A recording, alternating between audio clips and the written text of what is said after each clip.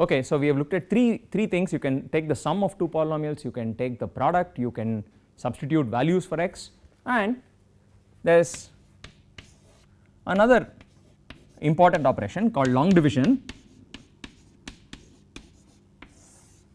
So let me recall what long division of polynomials is. Again, it's a procedure which must be very familiar.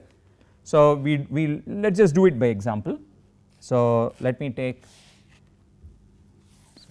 some more space. So let's perform long division of the polynomial f of x, which is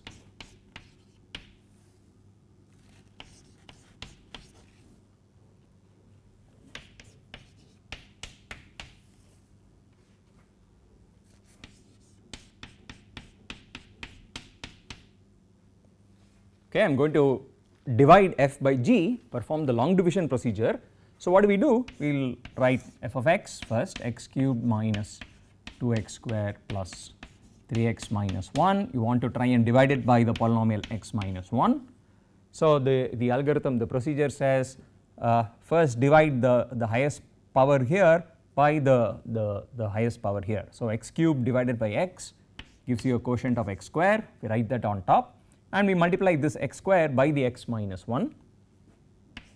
So x squared times x minus 1 is of course x cubed minus x square, and then you subtract. So when you subtract, you will end up cancelling the highest power of x. That is the way it's designed essentially. So we will now subtract, we will get minus x squared plus 3x minus 1, and then we continue the same procedure. We divide minus x square, the highest power here, or the highest degree term, with the corresponding thing there. So the quotient is minus x squared divided by x, so minus x, and now you multiply x minus 1 by the minus x. So that gives you a minus x squared plus x, then again you subtract, gives you 2x minus 1, and we do the same thing. You divide 2x by x, you get a 2, and you multiply the 2 by the x minus 1, it gives you 2x minus 2, and again you subtract. So when you subtract, you get minus 1 minus of minus 2 is a plus 1. Okay, so we have just done this procedure all the way to the end, and what this procedure produces is, well, it's two things. One is the quotient. So this guy here is the quotient, and the last thing here, so why did we stop there? Because we can't quite continue the process. You can't divide 1 by x minus 1. The highest power there is a 1, meaning it's x power 0, which is smaller than the highest power here. So you can't continue the division. So what's obtained at the very end is what you would call the remainder.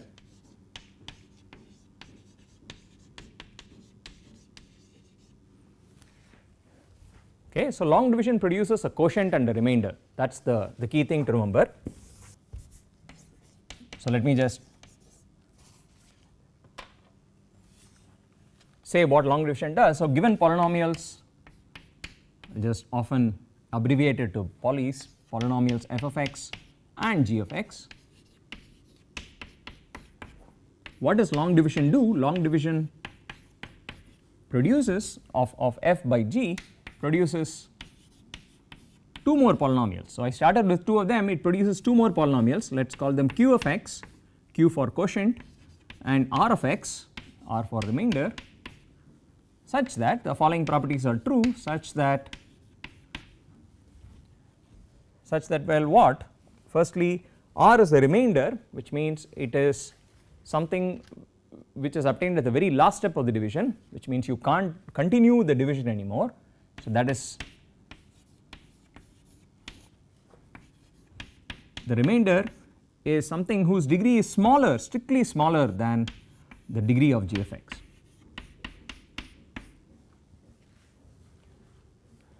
Okay, and so I should also say given non-zero polynomials, so I don't want to be dividing by 0.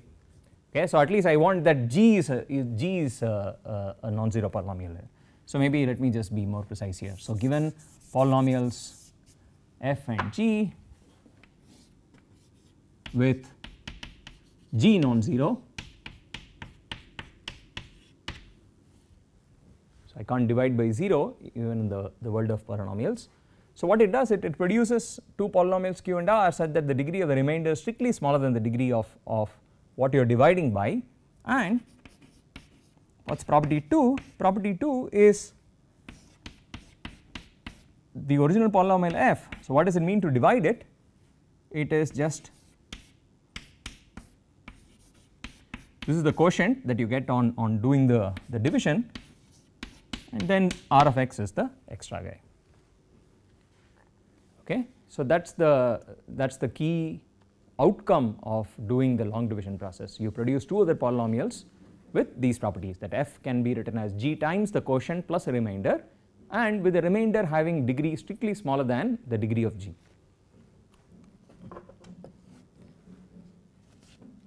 Okay, so notice, so I should again qualify this a little bit more. So the degree of the remainder is strictly smaller than the degree of g, or the remainder could be 0.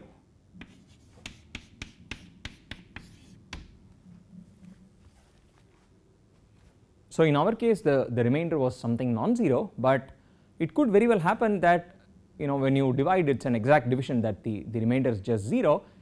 And so observe that I said degree is not defined if the polynomial is 0. So I am talking about either the remainder is 0 or it is non-zero and has degree strictly smaller than degree of g of x. Okay. So here I should say r of x non-zero with degree strictly smaller, or the remainder is just 0.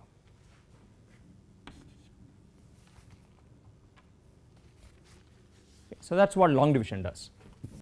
Okay, so we are ready to sort of do our first proof. Let us prove the following fact, that the quotient and remainder are really unique. So what does it mean? So here is what I want to prove. So here is a claim: such q and r are unique, such polynomials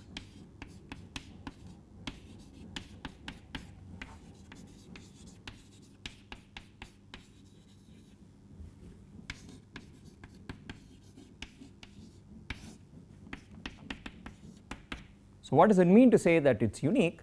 If you find another pair of polynomials which has these two properties, then those polynomials will actually coincide with the polynomials q and r. That is, if there exist, say if let us call it some other name, q1x and r1x are two polynomials satisfying the same two properties, satisfying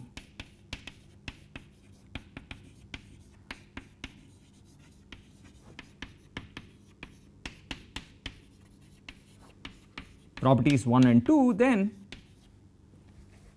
q is the same as q1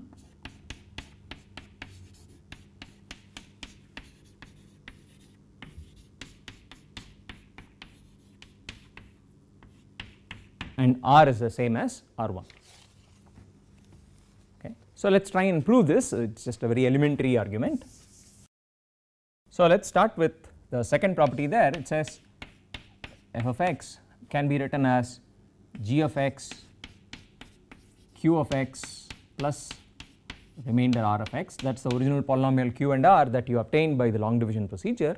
And now what we are claiming is there is another pair of polynomials q1 and r1 which have the same property. So I am only using property 2 now. So the same thing has two different expressions.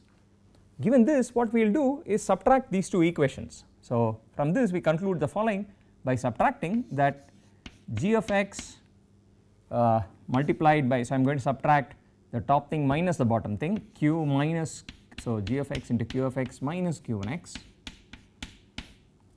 equals, now I will push the r of x over to the other side.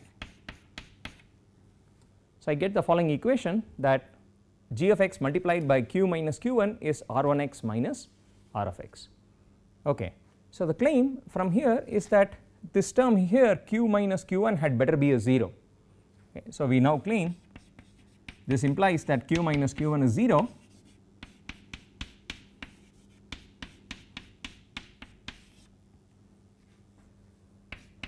and let us prove it. So this is the standard methodologies of proof, we will prove it by contradiction. Okay. So, we will assume that this is not true and then obtain some obviously absurd statement from that. So, let us assume this is false. So, suppose not, if q minus q1 let us say is a non-zero polynomial, then look at the left hand side, we have got g of x which is a non-zero polynomial, you have got q minus q1 which is a non-zero polynomial, and you are multiplying these two polynomials out. Okay. So, I am taking the product of two non-zero polynomials. Remember we had a property of degree. So, what can we say? If both these are non-zero polynomials, the degree of their product, the property of degree says degree of g times q minus q1 must be the sum of the degrees. It is degree of g of x plus degree of q minus q1. Okay, I am just suppressing the x there. Often we will just want to use the symbols rather than of x each time. Now, so let me also do that for g. So, it is degree of g plus the degree of q minus q1. Now, what about the right hand side? The right hand side is r1 minus r. Okay. And each of those is, what do we know about r1 and r? Now, we will use property 1. Each of them is either the 0 polynomial, r and r of x could both be 0, or they could have degree or they are both non-zero, or one or the other is non-zero, and the degree is strictly smaller than the degree of g of x. So, that is property 1. Now, what does that imply? The difference of r and r1, but by property 1 we conclude that the degree of r minus r1 is strictly smaller than the degree of g, because both r and r1 have degree which is strictly smaller than the degree of g, right. So, their difference would also have the same property, or of course it could be 0, that is also fine. So, or it could happen that r minus r1 is 0. Okay.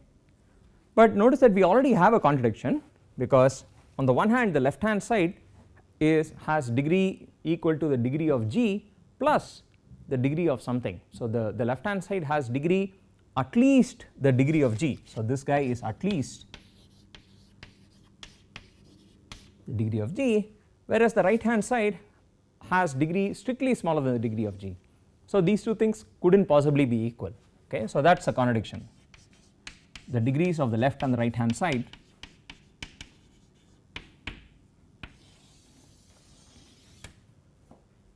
turn out to be different, right. And why did we obtain this contradiction? Because we made an assumption which must therefore be false. Okay. We assume q minus q1 is non-zero, but in fact that is a false assumption because it leads to an absurd statement. Okay. So, that is done. So, we are done with the proof of this claim of uniqueness.